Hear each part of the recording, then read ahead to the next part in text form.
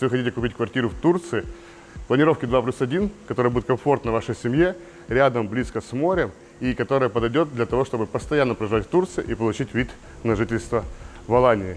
Общая площадь квартиры 110 квадратных метров. Квартира расположена на 3-м этаже и продается с мебелью, бытовой техникой и включает в себя 2 спальных комнаты, одна из них собственная ванная комната и джакузи, гостиную, совмещенную с кухней, гостевой санузел и большую террасу.